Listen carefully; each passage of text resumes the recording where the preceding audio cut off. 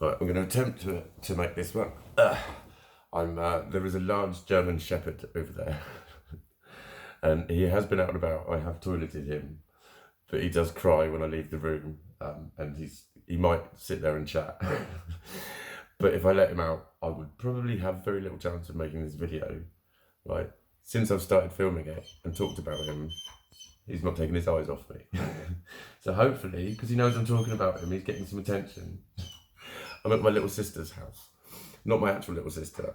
She actually asked to be my little sister. How cool is that? Last time I was here, quite a few people, we commented on how, like, at one point, someone said, are you a brother? And I just went, yeah. And she believed it, which was cool. But then I actually like the fact that she asked me, because that means a hell of a lot. So I like the fact that she's my honorary little sis.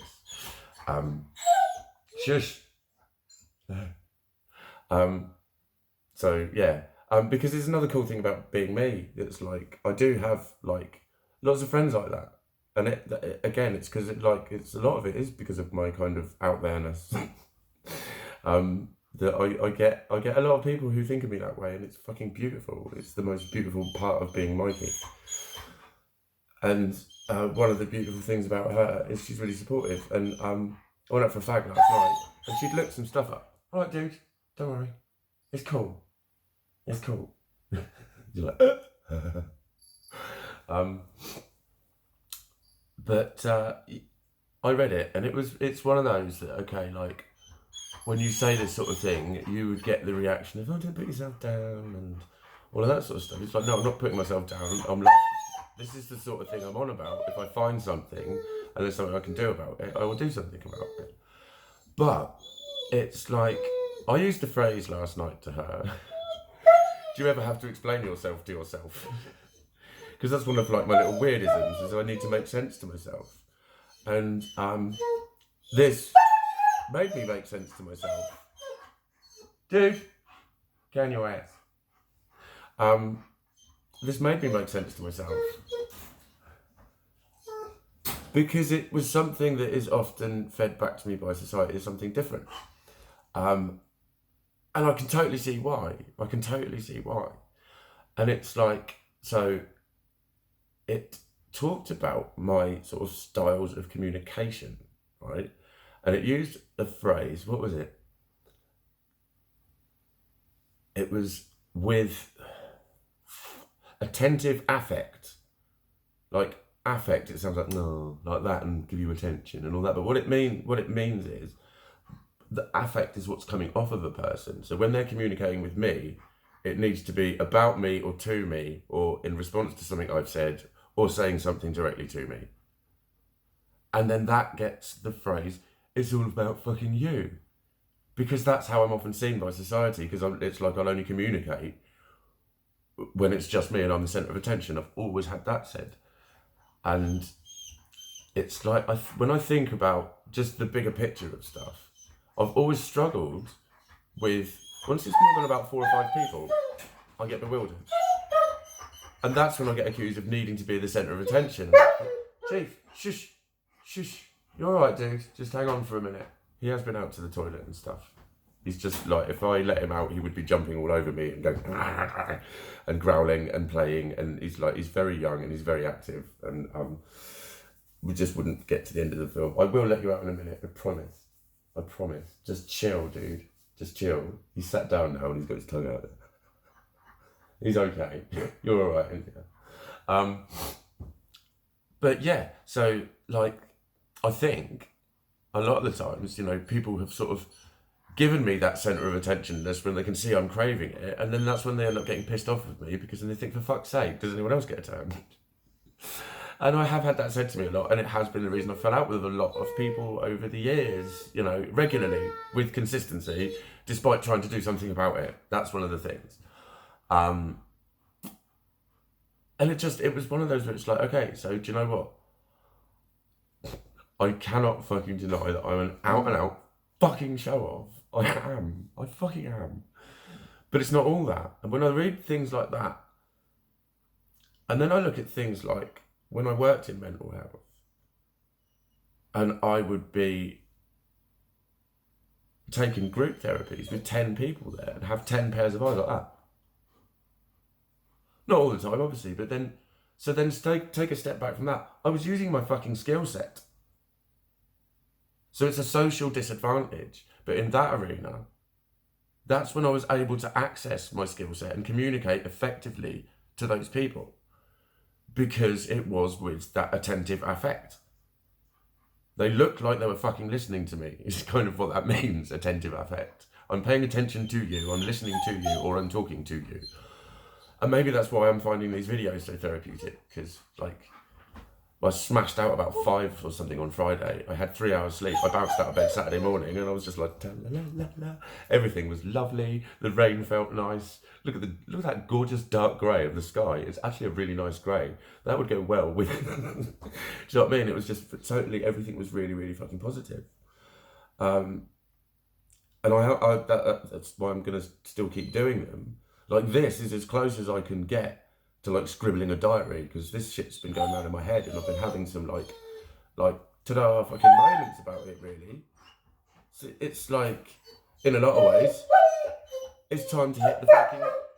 Chief, alright dude. Don't worry mate, it's all good. It's all good.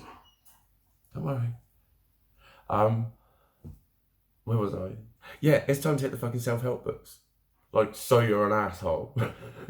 Well, so it's just like, make a fucking joke out of it. Say I'm fucking socially inept. I'm a fucking klutz. I'm a fucking total moron. That's why you don't want to hang around with me at parties. That's why you're reluctant to introduce me to your mates. Hey, I know. Hey, settle down, dude. I know. Chief. Good boy. Good boy. Good boy. And tranquilo. Mick Dundee. Yeah. How 7:14. Where was I? Yeah, so like, you know, if that is a thing that happens, if like that's what I was talking to my lovely little bop about last night. And she talked about social cues and I was like, what? And she couldn't even summarise them because she said that she was used to them. So to me, it was like, again, it's on the one hand, I can go, oh my God, I'm just fucking hopeless. No wonder no one likes me. Or I can go, that's what I've not been fucking clued up on. I've always known my communication skills are poor, despite being able to describe things brilliantly and have a history of being told. Fucking hell, when you put it like that, it makes so much sense. So there is something that makes sense in here to you lot. But I can only get it across in little pieces. So it's like, well, okay, so I will try and learn how to like, there's like for dummies books and shit like that. Like how to be nice to people. Get back to fucking basics. Because there's going to be a lot of things that I think I know that I miss. And I just have to admit that and go, well, I can either say, oh my God, you're an, you know, because it's shit that then comes across to you as fucking rude, inconsiderate, self-absorbed, self-centered, and all of those things that I think, but I'm not, because I always fucking care about how people fucking feel. And do you know what I mean? I'm like, they've got this huge fucking compassion for people. And it comes across as this, then it comes across as this need to be liked. And let's not forget, the graph tells me that I'm a fucking narcissist. Fucking absolute fucking narcissist. And I'm as needy as fuck, because I like securing affection. And I'm preoccupied with securing affection.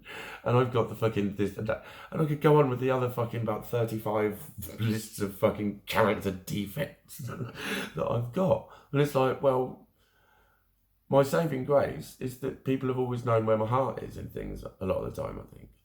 And that's going on what you lot say, not on what I reckon. So I think that comes across, and it's like, well, if I need to just do something really, really like jokingly fucking sad, you know, how to win friends and influence people, then I will, because there's things that I need to learn.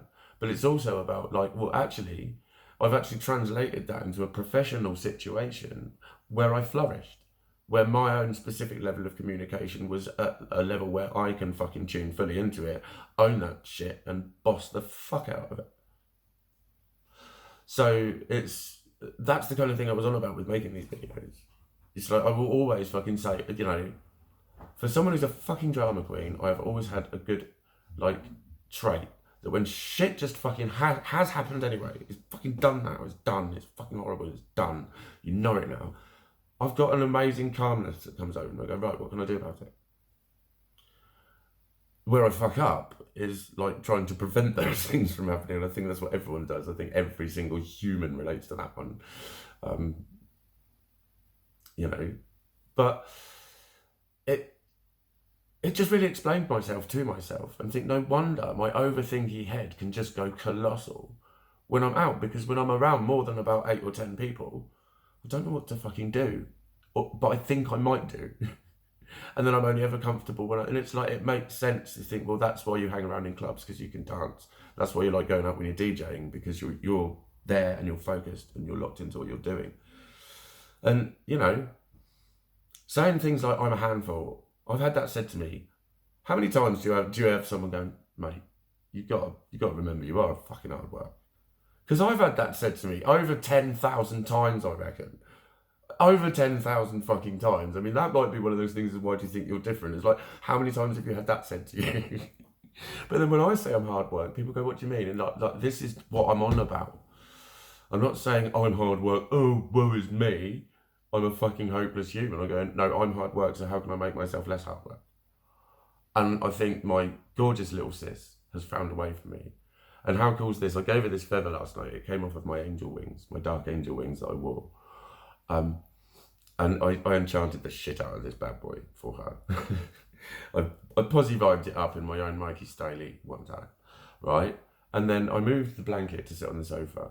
And then there was a little white feather just sitting there, just where I put the feather down, next to a little white feather. And white feathers mean they're a little message that your angels are near. And so I'm going to give her both feathers to keep, and she will keep them. I know she will. To say thank you for looking into stuff for me and finding something out that's really fucking useful. And I'll tell you what, I am going to take that shit forwards, and I'm going to do something with it. So here's your little magic feather, Bob. I love you.